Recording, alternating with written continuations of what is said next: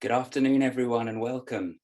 We're so pleased to have you here with us today as we begin our second of a series of 3 training webinars. Today, we'll be walking you through and demonstrating how to use a variety of features within Concord. And we'll also be giving you the opportunity to put any questions you have to the Concord team at the end. Whether you are new to Concord or have been using it for many years, we hope you'll find this series a useful resource to explore some of the functionality this powerful study tool has to offer. So before we begin, I wanted to take a brief moment to introduce myself and the Concord team. My name is Peter, and I'm the Digital Product Manager for Concord. And with me, I have 3 enthusiastic Concord experts, Bree Burns, Will Adler, and Jen McLaughlin, who will all spend some time with you this afternoon, taking you through various aspects of the program. We all work for the Office of the Publisher's Agent, which is also managed by Jen McLaughlin, the Publisher's Agent. Our mission is to continue the publication of Mary Baker Eddy's published writings on behalf of the Board of Directors, whether it be translation work or the publishing of physical and digital books. As you may be aware, Concord has a library of help articles and videos available to help explain many of the aspects of the program, and I'll talk about this a little more at the end. But we also wanted to offer and explore an additional way to support our customers, so we decided to complement our existing help resources with this 3-part webinar series. And don't worry if you missed last week's webinar. All the webinars are being recorded and are being made available to rewatch after each event. So again, don't worry if you're planning on taking notes and don't catch everything. We'll be sharing a link in the follow-up email that will allow you to access all of these recordings. Whether you're a newer user to Concord or more experienced, I'd encourage you to sign up to the last webinar if you haven't already done so, as I think there'll be something new for everyone to learn. So the format of today's webinar will consist of 3 demos. These demos are primarily geared towards using Concord on a desktop or laptop computer. And so if you're following along on a tablet or mobile phone, some of what you see will be a little bit different, as will some of the functionality. The first demo will be given by Bree, and she will show us how to use some of the advanced search options. Next, we'll have Will talk us through indexes, including marginal headings, cross-references, and the hymnal. And finally, Jen will talk us through various use cases for making a citation and how to annotate them. This portion should last for about 30 minutes, and then we'll open up the floor to any questions you may have. If you think of any questions during the demos, feel free to use the Q&A feature built into Zoom. Depending on what device you're viewing this webinar on, or what version of Zoom you're using, accessing this may vary a little. For example, if you're on a phone or tablet, you may need to tap on the screen first to bring up the options menu. Once this comes up, you'll be able to tap on the Q&A icon that should then appear. On a laptop or desktop, the Q&A button can usually be found at the bottom of the screen. At the end of these 3 demos, we look forward to answering as many of your questions as we can. So with that, I'd love to hand it over to Bree, who will talk us through some of the advanced search options. Over to you, Bree. Thanks so much, Pete. And for everyone who's joining us for the first time, my name is Bree. And for those of you who were here last week, it's great to see you again. In last week's webinar, we talked about how to search for citations, words, and hymns in Concord. And I'm going to build on that in my demo today and explore some of Concord's advanced search options. If you've never used an advanced search feature in Concord before, don't worry. I'm going to share my screen and walk you through exactly what I'm doing. I like advanced searches because they help you fine-tune your search results to be able to find what's most interesting to you in the books. So with that, I'll share my screen and we'll get started.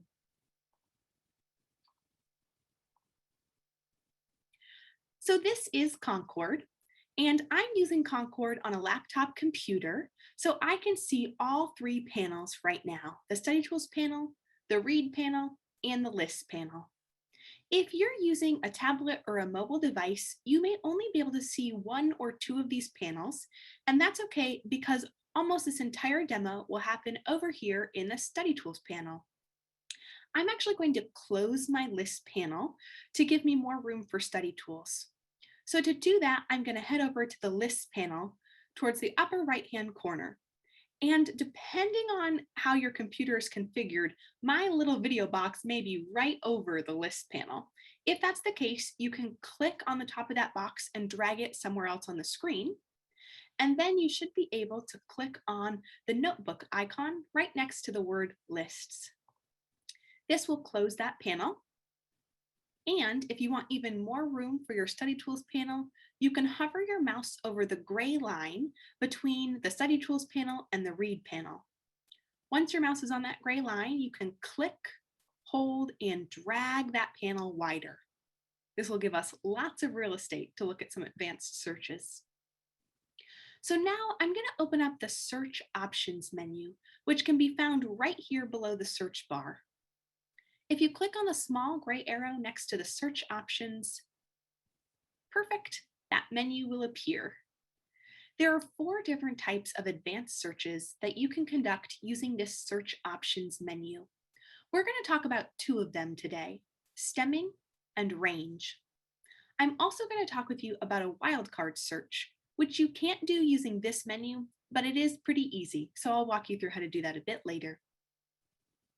So to begin, let's talk about stemming searches. If you do a stemming search, your search results are going to consist of the word that you put into the search bar and variations of that word that have similar endings, such as the plural form of the word in the search bar or the past tense form of the word in the search bar. I'll show you what I mean by doing a stemming search with you. First, we're going to click on the small gray button that's just across from stemming search. The button will turn blue and the word stemming will appear right below the search bar. Now you can tell that stemming has been activated and you can start conducting your search. I'll search for the word heal. When I click on the magnifying glass and open up some search results, you'll see here that the word heal, which I put into the search bar, appears, as does healing, heals, and healed. So stemming is an easy way to expand your search results to make sure that you don't miss anything about the topic that you're interested in.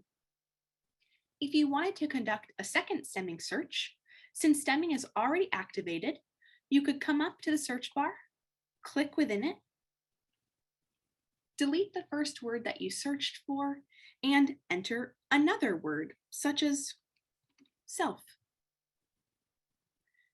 If you click on the magnifying glass again to conduct your search, you'll see we still have stemming enabled. So when we open up some of these search results, we'll be able to see self and also selves is included. If you want to go back to searching normally, there are 2 different ways that you could deactivate this stemming search. The first is to click on this blue box, which will reopen the search options menu, and then simply click the blue button so it turns gray. Another way you can do this, I'll turn it back on for the sake of this example, is to close the menu and come up to the small X in a circle that's at the right-hand side of the search bar. If you click that X, it will remove everything that's in the search bar and the stemming filter. Now that we've talked about a stemming search, I want to explain what a wildcard search is. Wildcard searches are similar to stemming searches, but they'll show you all the variations of the word that you put into the search bar. For example, since we just did a stemming search on self, I'll show you a wildcard search on that same word. I'll put self into the search bar, and then I'll follow that word with an asterisk. We won't leave any space between the last letter of the word and the asterisk. The asterisk tells Concord to conduct a wildcard search. Once I've done this, I can hit enter on my keyboard or click the magnifying glass. And if we expand these search results, I'll hit View All so we can see every single word that's in our search results. And you'll see we get things like self-abnegation, self-completeness. And if we keep scrolling down, we'll get all the way to selflessness and self-willed. If any of these words interest you and you wanted to see search results for only that word, you could click on it and it would go right to that word. All right, now that we finished up our wildcard search, I'm going to go back to the Clear All button. We'll click that Clear All button and reopen up the Search Options menu so I can tell you about one more advanced search feature in Concord. This advanced search feature is called Range Search. I like to use range search when I'm interested in limiting my search results to a specific book or range of chapters or pages. If you toggle range search on, you'll see that two boxes appear. In the first box, you can put the name of the book that you'd like to limit your search results to. In the second box, you can further limit your search results by putting in a chapter or page range if you want. For example, I like to search within the Sermon on the Mount. So if I was interested in limiting my search results to just the Sermon on the Mount, I could start by putting the name of the book of the Bible that I wanted to limit my search results to. So in this case, Matthew, and you can do the full name of the book or just the book abbreviation. So I'll put in Matt. And next, I'm going to type in the chapter range, so 5 to 7. You'll notice here that underneath the search bar, my range, Matthew's chapters 5 to 7, popped up. If I wanted to add another book in addition to my Sermon on the Mount range, I could simply click this Add Another Book and then put the title of that book, like Science and Health. If you change your mind and want to delete one of the books, simply click the X next to the name of that book, and it will be removed. Once the range that you're interested in has appeared underneath the search bar, you can type in your search term. I'll do pray for this one. I'll come and click on the magnifying glass. And when you expand these search results in the Bible by clicking on them, you'll see that my search results are limited to everywhere that the word pray appears in Matthew chapters 5, 6, and 7. As we scroll down, you'll notice that there actually aren't any results for Matthew chapter 7, which just means that the word pray does not appear in that chapter of the Bible. There are certain advanced searches that I like to do on a pretty regular basis. One of those is to do a stemming search within the Sermon on the Mount. Since I do that search so regularly, I like to save it to my favorites search, which makes it really easy to pre-populate all of those advanced search options. I'll show you how to save an advanced search to your favorites so that you can do advanced searches quickly too. To begin, I'm going to reopen the search options menu, and my range is already populated here. Next, I'm just going to toggle on the stemming feature. And now that stemming and my range are both underneath the search bar, I'm going to click within the search bar, delete what is currently there, and then title this search something that I'll remember when I go back to it. I'm going to call this one Sermon on the Mount. Once I have my title in the search bar, rather than clicking the magnifying glass, I'm going to come over and click the heart icon. When I do this, you'll notice that at the bottom of my screen, this favorites box popped up in my search, Sermon on the Mount, with settings of stemming and a specific range has been saved. To close your favorites, you can simply click on the little arrow next to the word favorites. To reopen it, you click there again. So if we had closed this, left the program, deleted this search, and came back a few days later, and we wanted to search within the Sermon on the Mount, I could do that quickly by opening up my favorites, selecting Sermon on the Mount, and you'll see stemming and my range pop right up. Next, I'll go into the search bar, delete my title, and type in the word that I want to search for, maybe bless. When I click here and expand my search results, you can see that these search results show me everywhere that the word bless or a slight variation of that word, like blessed, appear in chapters 5 to 7 of the book of Matthew. Before concluding this demo, I want to show you how to reset your panel widths in case you wanted to go back to using your list panel to save some of these citations that you found while doing advanced searches. To do that, we'll head over to the settings icon, which should be at the top of your screen if you're using a computer. If you click on this icon, at the very bottom, you'll see an option to reset panel sizes. Clicking Reset Panel Sizes will reopen all 3 panels so you can use them easily again. Hopefully this short demo was a good introduction to some of Concord's advanced search options like stemming, range, and wildcard searches. If you have questions about these searches, or if you'd like to learn about some of the other advanced searches that we didn't get to cover today, you can open up the search options menu and click on the small question mark icon right next to the word of the search that you're interested in learning more about.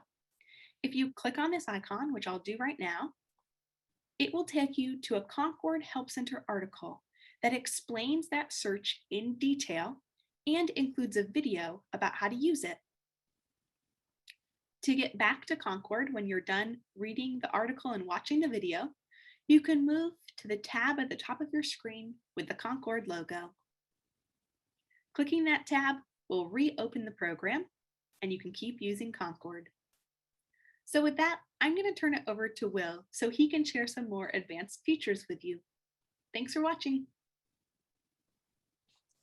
Awesome. Thank you so much for that great demonstration, Bree. And hello, everyone. My name is Will. It's so good to be with you. In my demonstration, we're going to cover basically all things indexes, where they are, and how to use them effectively. So with that, I'll share my screen and we'll jump back into Concord. Alrighty. So just like Bree, we're going to be spending most of our time today looking at the Study Tools panel here on the left-hand side of the screen. We're also going to look in the Read panel. Because of that, we don't really need the List panel. So like Bree, I'm going to collapse this panel by clicking on the green notebook in the top right-hand side of the screen. Then I'm going to expand my Study Tools panel by clicking on this panel divider, clicking and holding, and dragging to the right a little bit. Perfect. So Bree did the majority of her demonstration with this search tab highlighted in the Study Tools panel. We're going to be looking at the Indexes tab and the Books tab. So to go into the Indexes tab, you can simply click on the tab, just like you would any other web browser, and the tab will change to the indexes. So I'll do that. And here we are now in the indexes. And just a quick note, the indexes tab only appears on tablet and the desktop versions of Concord. So if you're using a mobile phone and you're following along, I'd recommend you go to those formats. Okay, so the different indexes here are the ones that were in the print concordance. We have marginal headings and scriptural quotations.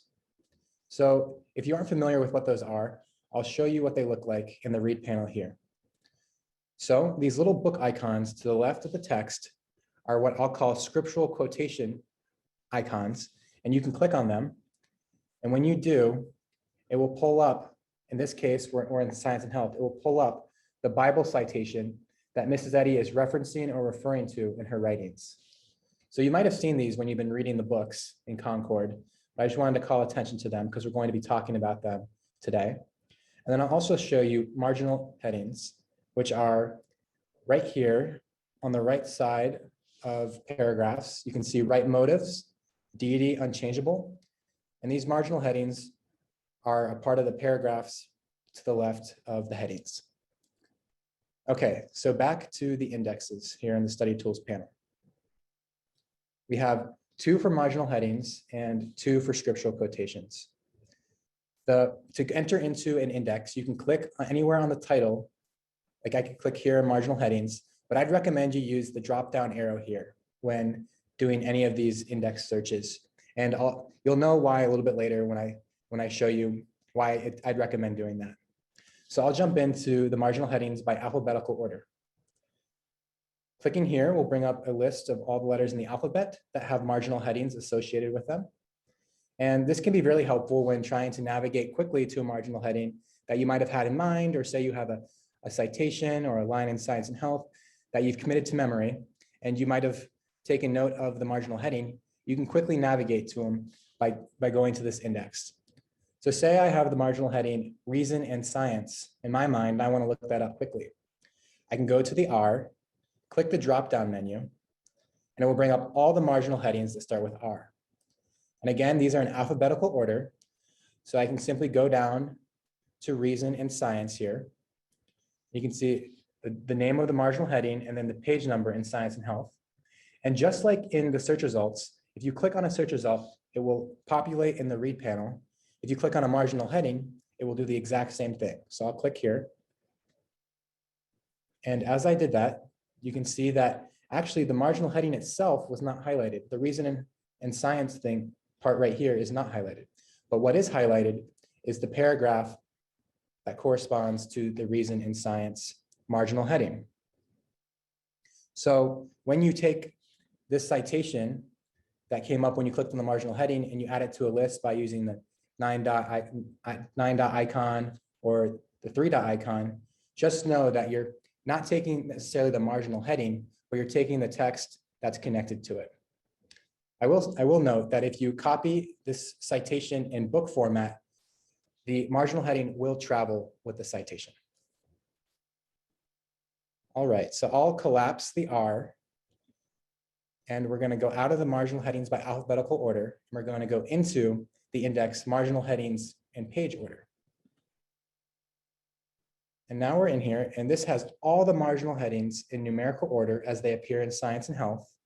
And this can be a really great way to find inspiration. I find myself coming here in the indexes when, say, I'm wanting to study a certain chapter of Science and Health, and within the chapter, I want to look up a particular topic that Mrs. Eddy talks about.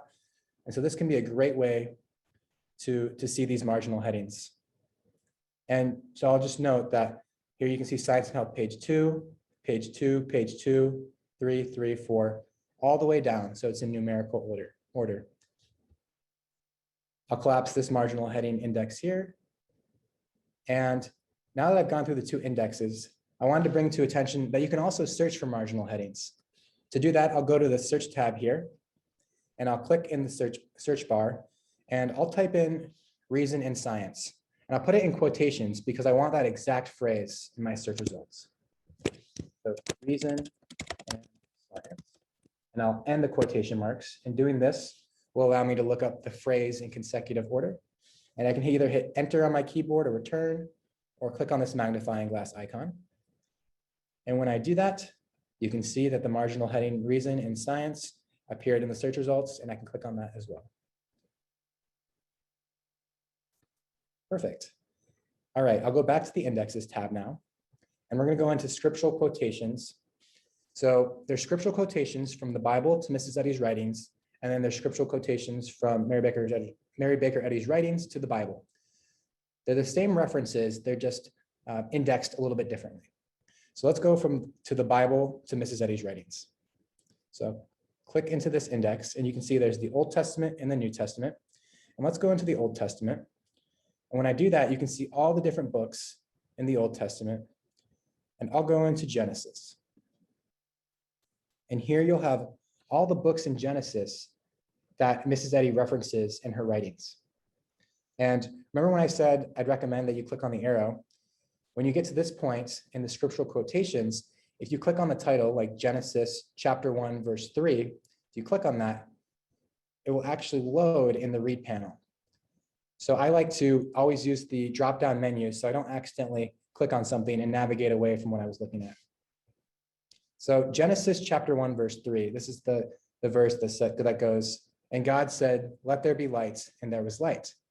And if I go back over here to the study tools panel, I can see that Mrs. Eddy references this verse in the Bible 3 times in Science and Health, 1 time in Miscellaneous Writings. She references it in the Message to the Mother Church for 1902 and in Poems twice. So I'll show you what that looks like in Science and Health. She says, let there be light.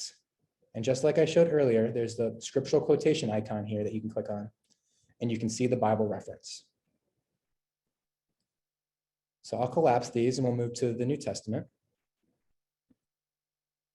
And as I click on that, you'll see that you'll have all the books in the New Testament, just like you did the Old Testament. It's the exact same functionality. I just want to call your attention to this expand icon. This expand icon is universal throughout the program. And when you click on it, it will expand whatever is sandwiched in these drop-down menus. So when I click expand here, it will bring up all the citations in Matthew, all the verses that Mary Baker Eddy references. So I'll click expand. Here you can see all of the time Mrs. Eddy references different Matthew citations and verses. So I'll collapse this. And we'll move to the index scriptural quotations, Mary Baker Eddy to the Bible. And I'll go into the Science and Health, but you have all of her writings here. And I'll go into prayer. And now I can see all the times that Mrs. Eddy references a Bible citation, which can be really awesome when you're going through a chapter, like reading through prayer, and you're really looking to dive in deeper with your study. And for Science and Health, page 2, line 32, I can click this drop-down menu and see that here that she references Hebrews chapter 13, verse 8. If you click on that, it will come to the read panel and you can reference that. Again, you can click on the scriptural quotation icon and you can see when this is where this is referenced. Now I'll just collapse these and we're going to move into the books tab, which is right between the search tab and the indexes tab. I'll click here and we're going to look at the hymnal. So Kristen did a great job explaining ways to use the hymnal in last week's webinar, but I wanted to spend a little bit more time in it talking about the indexes. So I'll click on the hymnal here, and there's actually a number of indexes. There's the number index, which you can click on. It has all the numbers. You can go to the first line index, which will bring up an alphabetical order of the first letter of the first line of all the hymns in the hymnal. And then you also have indexes based off of the author, the composer, and the tunes. So that's it for my demo. So just a quick recap. We talked all about indexes. The indexes were marginal headings, scriptural quotations, and in the hymnal. And with that, I'll take my demonstration hat off and I'll pass it to Jen, and she'll share a little bit more about how to make annotations. Super. Thanks so much, Will. That was terrific. Hi, everyone. My name is Jen, and I'll be walking us through annotations today. So glad to have you all with us. But before I share my screen, let's talk about what an annotation is. This is just our term for a digital note that you might take in your book. For example, if you're someone who enjoys underlining passages in a book while you're reading, or writing notes to yourself in the margins, perhaps as you're studying the Bible lesson over the course of the week, you make notes for yourself of particular passages that you are inspired by, or different Bible accounts that you'd like to illustrate and bring out in your Sunday school class that coming week. Perhaps there's a dictionary definition or 50 that you looked up and you want to make notes for yourself. Those are all wonderful candidates for annotations. It's a note that you wish to save associated with a particular citation so that you can refer to it again in the future. So with that, I will share my screen.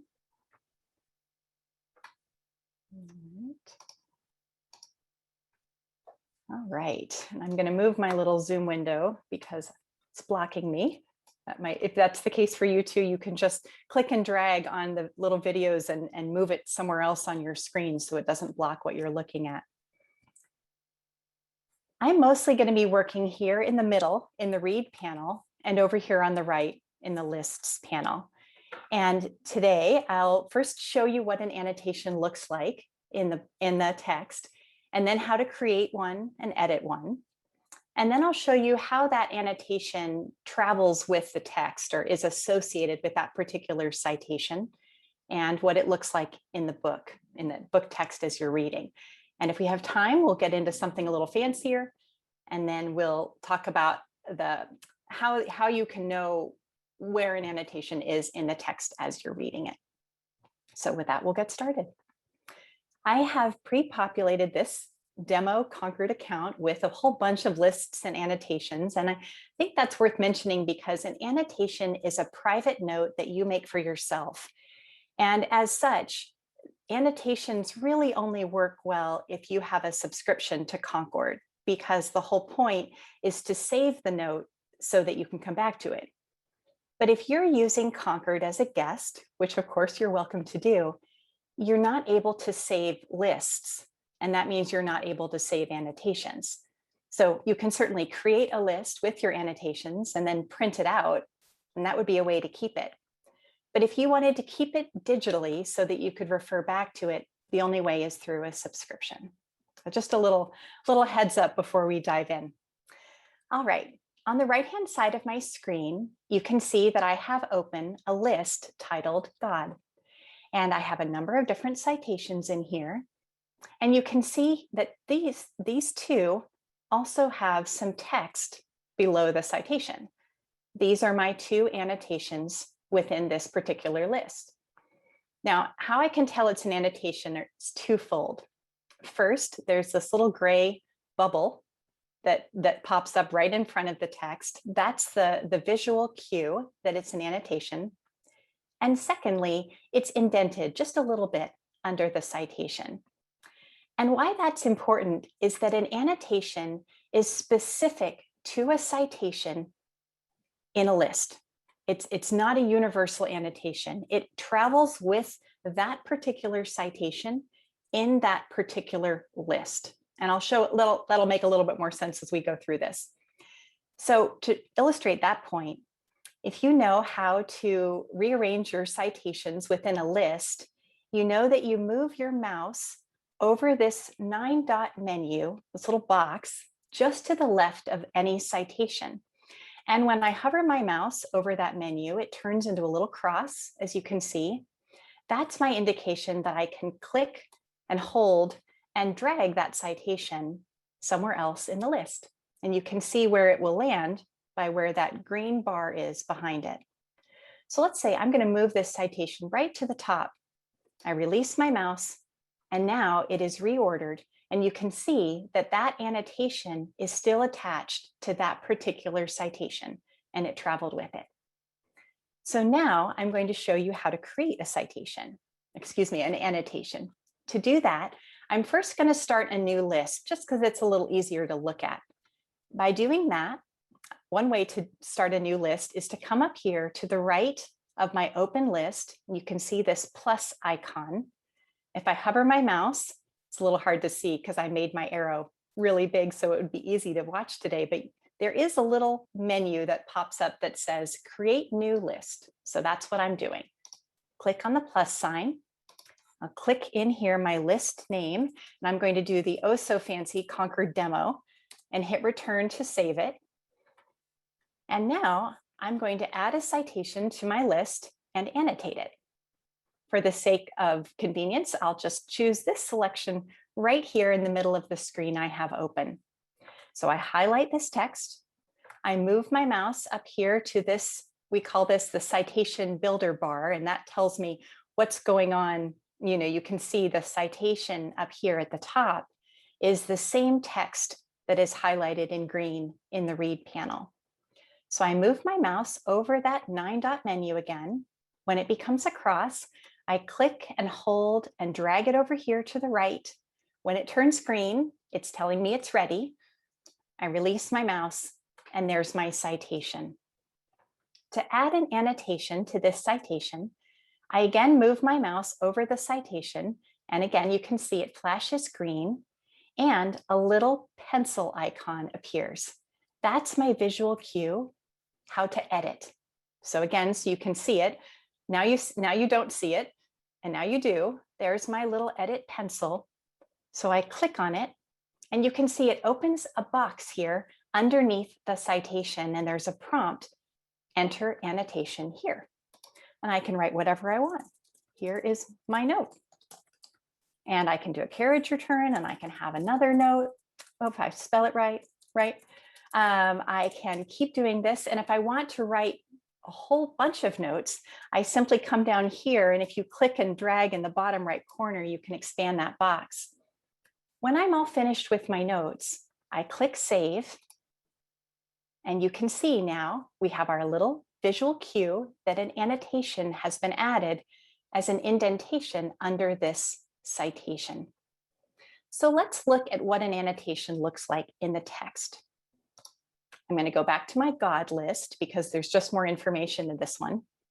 I'm going to click on this first citation here, which is the definition of God as found in the glossary of Science and Health by Mary Baker Eddy. So I've clicked on that to pull it up here in the middle panel. And I don't need the citation builder right now, so I'm just going to close it. So if you look, you can see here this definition of God, you can see that it's underlined. This is the default behavior for Concord, and it lets me know as a user that I have put this passage as a citation in one or more of my lists. That's what the underlines mean. And at the beginning of it, you can see there's a little highlighter icon, and in this case, the number 3. This is my visual cue that I have placed this citation in 3 different lists. So let's say as I'm reading through the text, I notice that I have this in 3 lists, and I'd like to remind myself where it is. Perhaps as a first reader, I'm reviewing all my benedictions, and I'd like to see for which lesson I have associated which benediction. Simply click on this little highlighter icon just at the beginning, and it pulls up a little box, little annotations menu that you can see here. And this is telling me that this citation is found in this list titled God, which is the one that's open over here, so that makes sense. It's also in a list titled Favorites, and it's also in a list titled Lord's Prayer. But note here again is our visual cue for the annotation. When I click on it, it expands, and I can read that annotation. Just as Will showed you, there is this wonderful expand collapse button throughout the program, and if I click on that, it expands all my annotations and citations for this particular, as this citation appears in different lists. And you can see it's a different annotation for each of the 3 lists. Now it's worth pointing out, I know you can't see the text now, so simply move your mouse away from the box and scroll up and down, and you can see the text. You can position it so that you can both read this text here and interact with this box. The last thing I'll show you about this little menu is that these links are live, meaning if I click on it, keep your eye on the right-hand side, because what's going to happen is I'm going to click on this, and it will open my Lord's Prayer list and take me to where this citation is in that list. And here it is in green in my Lord's Prayer list. And if I want to move it, again, I can click and drag and hold and move it, and my citation, my annotation traveled with it. All right. I think we are a little tight on time, so I won't show you the super fancy parts right now about Concord, but what I will note is that if you go into this, here's an example of an annotation here. Again, I'll go to the citation, click on the pencil, and here is an annotation that I prepared previously. And you'll notice that I have a link here. That's because I used this hyperlink button, which allows me to link to, in this case, an article that I appreciated in the journal about the Lord's Prayer. And it's a live link, so if I click on it, it'll open a new tab and take me right to that article that I saved. You can also, with this little button, you can add a citation, and that will be another link. So if you wanted to create your own cross-references, you can do that in Concord using this little citation box that is titled Add Citation. So save, always save. And the last thing I'll show you today is how to turn off this underlining if you don't find it helpful or if it's distracting. Simply come up here to Settings, click, open up My Citations here, and you'll see that what is checked is Show in Books. I'm going to check Hide in Books, and if you watch in the middle, you'll see that highlighting disappear. Now, all of my notes are still here. You can see all my annotations on the right, but it's just hidden so I don't have to look at the underlining. And if I want to put it back, same thing, I go to Settings, My Citations, Show in Books, and here again, I can see everything. So we learned what an annotation looks like, the functions that it could offer, how to create one and edit one, and what it looks like in the books, and how to turn it off, the visual appearance of knowing that there's a citation in your list and an annotation associated with that citation. So thank you for being here today, and we look forward to taking your questions now. Thank you so much, Jen. That was brilliant. Well, just like last week, we have received so many very good questions. So with that, I will jump straight in. And I think this is going to be a question for Bree. Bree, we've had a few people ask about the wildcard search option. And somebody asks, when using the wildcard search option, does the placement of the asterisk matter? So for example, if you put it at the beginning, does it give a different search result? That's a great question, Pete, and I'll share my screen so I can demo a bit more about wildcard searching. So for a wildcard search, you can't put the asterisk at the beginning of the word. That won't work. But if you want to, you can put it in the middle of a word or the end, like I showed earlier. Since I already showed how to put it at the end, I'll show you an example of putting an asterisk in the middle. So for example, we had done self with an asterisk before. And if we wanted to, we could add ness onto the end of this. So what this is telling Concord to do is to look for any word that begins with the letters S-E-L-F and ends with the letters N-E-S-S. And it doesn't matter what the middle is. So if we search for that and open up any of these books here, you can see by clicking this View All button next to how many results are found, which will show you all of the results for all of the books. So we'll just click View All. Then we can see here that we get things like self-completeness, self-forgetfulness, and selfishness. So all of these search results start with self and end with ness, but have a different middle where that asterisk is. And again, if we deleted the end there and did a search one more time, I'll expand these results and then click View All so I can see everything. We'll get everything that starts with self and has any other ending. Great, thank you, Bree, that's awesome. Okay, I think this one's going to be a question for Will. Will, somebody writes in and asks, in the Bible, to Mary Baker Eddy, so I think we're talking about indexes here, how is the expand different from clicking on the drop-down menu? And would you just be able to show us that? Sure, I'd be happy to. I'm going to share my screen again. All right, and I'm going to go back to the indexes. And I believe it was Bible to Mary Baker Eddy's writings. I'll click the drop-down menu here, and I'll go back to Genesis. So here at this stage, we have two options. We can click the drop-down menu, and when I do that, all the Genesis verses that are referenced in Mrs. Eddy's writings will appear. And then I can go in and I can individually do the drop-down menus for each verse. And so I can, as I study and as I'm going through, I can do that. Or alternatively, the expand icon is really helpful when you want to expand everything. So this will expand all the verses in Genesis. So when I click on this icon, which I'll do now, you'll notice that not only Genesis chapter 1 verse 1 is open, but every single one in Genesis. So that's just a quick way to see all the different scriptural quotations. Great, thank you, Will. And then Jen, I think we've got a question that hopefully you'll be able to answer as well. How to eliminate an annotation if it's no longer needed? In other words, how do you remove an annotation? That's a great question. Let me share my screen. Happy to, pretty straightforward. All right. All right, if let's say I'll go back to my Concord demo list here, and here's my note, and it's really not that inspired of a note. So I've decided I'd like to delete it. Come up here again, move my mouse over the citation until that pencil icon appears, and I click on it, and it shows me that box again.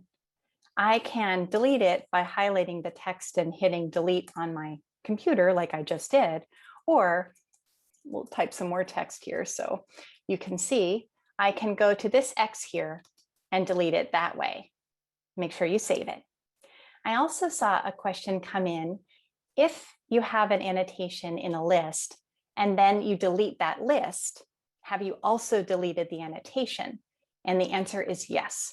If you delete a list, everything in that list is deleted, both citations and their corresponding annotations. Thank you, Jen. Bree, I think we've got a couple of questions also for you, if that's okay. What is the difference between stemming and a wildcard search? Absolutely. So a stemming search is going to show you the word in the search bar and then small variations on that word, really words that are 1, 2, or 3 letters different. So for example, it will show you the past tense of the word that you put into the search bar if it's a verb, or it might show you the plural form of that word, but it's not going to be a big difference, maybe 1, 2, or 3 letters difference. Whereas a wildcard search is telling Concord, if, for example, if you put the asterisk right at the end of a word, it would say search for any word that begins with what I put in the search bar and has any number of letters after it.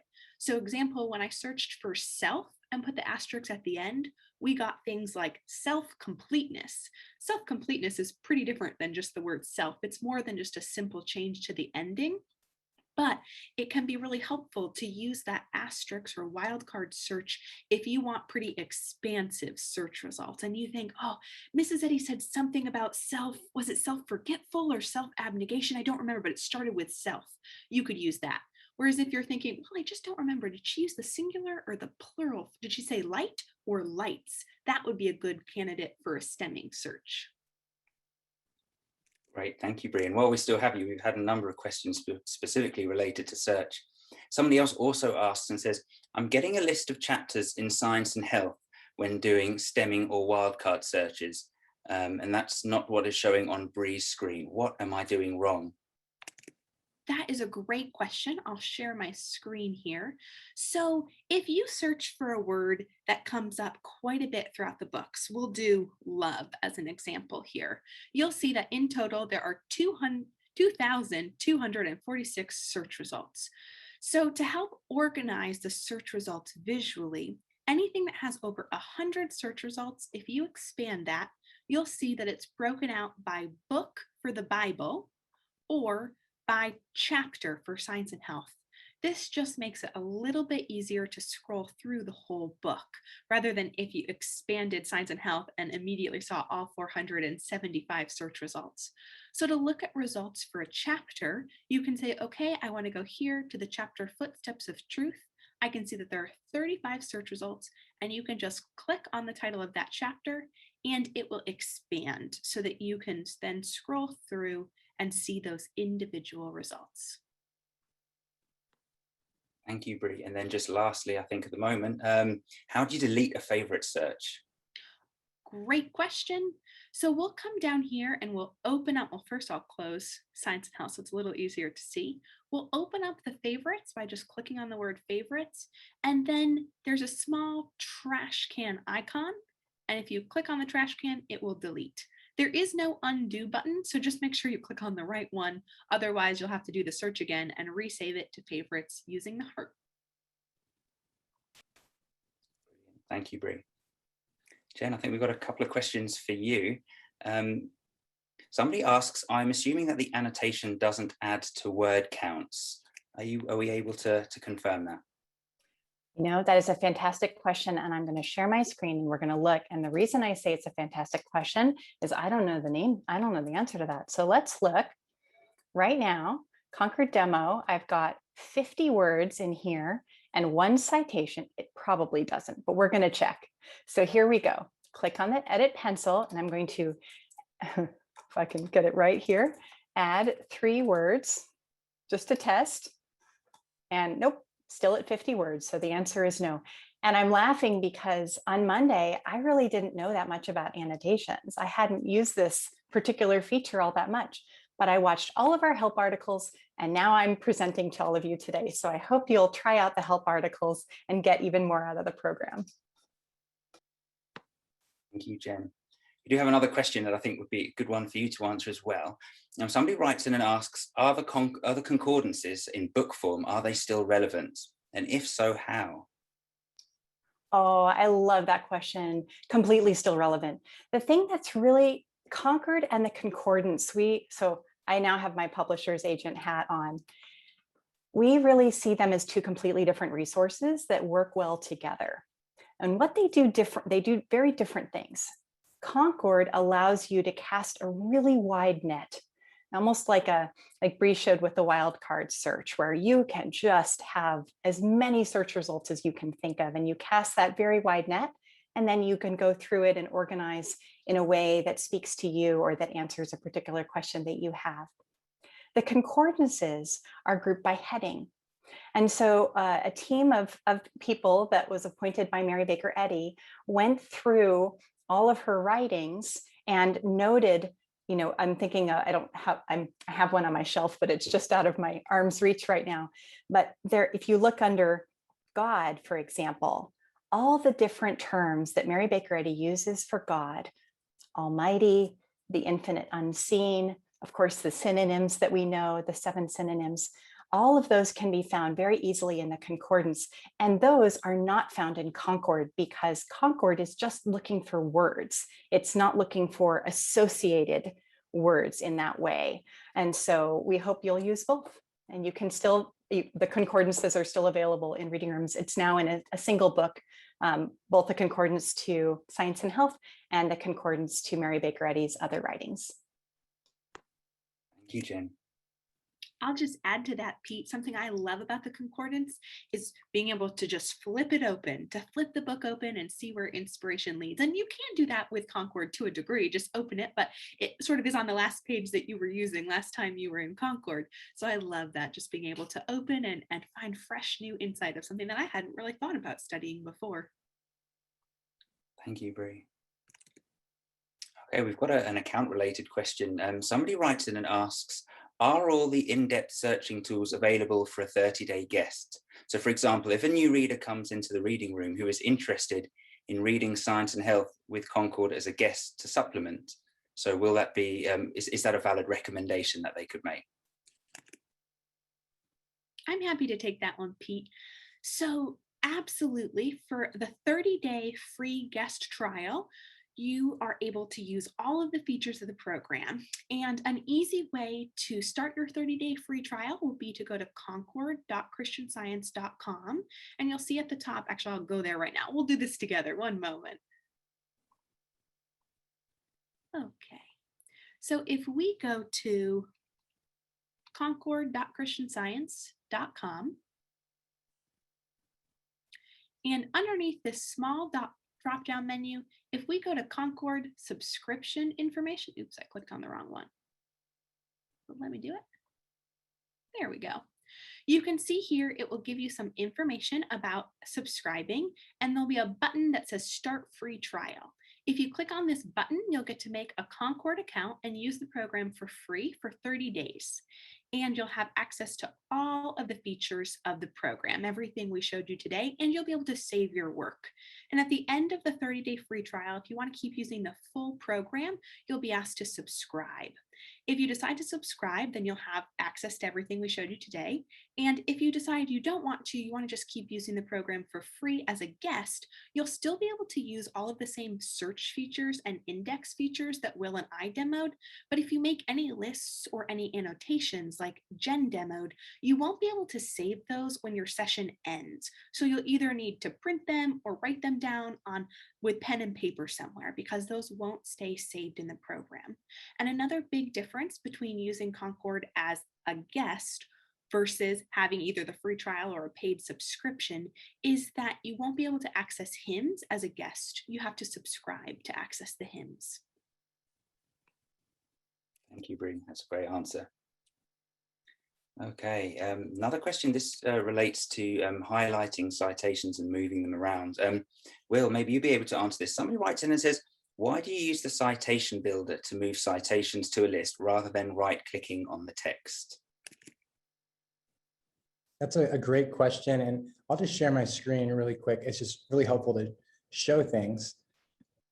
Here we go. We're back in Concord, and really, I like to personally use the citation builder because for me, it's the quickest way, and it's my most preferred way to move citations to lists. But you can just highlight and then copy and paste them to another program, or you can also click the three-dot menu.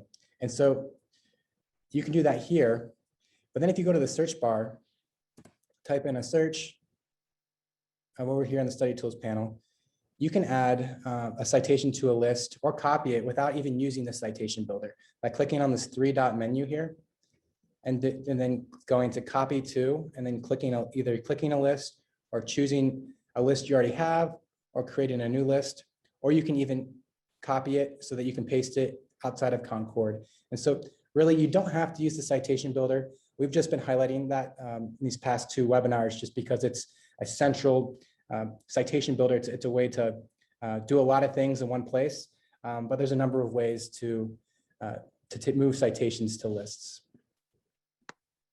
Thank you, Will. Another question I think maybe you might be able to help answer as well. We've had a couple of people ask about resetting the panel size options. They don't see the option to sort of reset the panel sizes. And I was wondering maybe you'd be able to just talk us through that one more time. You got it. So here we are. And I guess I'll preface this answer to the question. If you have not adjusted your panel sizes, then when you go to the settings menu, there actually will not be an option to reset your panel sizes. So when I click here on reset panel sizes, I'll click, now they're reset. If I go again and look in settings, there is not an option to reset the panel sizes. But as soon as I go, I'll expand the list panel here. As soon as I do that, and here's the pop-up telling me how to do it, I can go to settings and there it is, the reset panel sizes is there. And so if you're not seeing it, it's because you have not adjusted your panel sizes yet. So you're in the standard default format. Great, thank you very much. Well, I'm looking at the time and we've got lots of really good questions. Unfortunately, we're not gonna be able to answer them all now, but we certainly will get back to all of you who have not yet finished, who've not yet been able to get their question answered here today. So I just wanted to first of all say thank you again to Bree, Will and Jen for all your help today. And as I mentioned, if you do ask any questions that we weren't able to get to, we'll be in touch with email with an answer in the next few days. Alternatively, what you can also do, you can email us at any time at concord@csps.com. That's concord@csps.com. And due to the amount of questions that we've been getting since last week's webinar, as I sort of mentioned, it may just take us a little bit longer than usual to get back to you, but rest assured, we will reply to all the messages that we get. As I mentioned earlier, we will be making all of these webinars available to rewatch, and the link to access this video will be included in the follow-up email, as well as other useful links that are shown in these next few slides, and an invitation to take a brief survey. At the beginning, you may remember me making reference to our Help Center, which contains a comprehensive library of useful articles that explains how to use Concord. For those of you that are not familiar with our Help Center, it can be accessed by clicking the Help menu towards the top right-hand side of the Concord page, and then clicking read helpful articles, which should hopefully be illustrated in red in the slide. You'll then be presented with a page shown in this slide here, where you'll be able to browse our help articles by category or by performing a keyword search, similarly to Google. Again, this link will be included in the follow-up email. When the follow-up email does come through, it would be great if you could all just take a couple of moments to complete a really short survey. As I mentioned, these webinars are something new for us, and we really do want to know how you felt they went and what we could do better next time. Well, thank you again all so much for joining us, and we look forward to hopefully seeing you again at the same time next week, where we'll be looking at creating and organizing lists in Concord. If you're a reader, we think you'll find this session especially helpful. And if you're not yet signed up for next week's webinar, but would like to attend, please email concord@csps.com. Thank you again, everyone, and we hope you have a great rest of the day.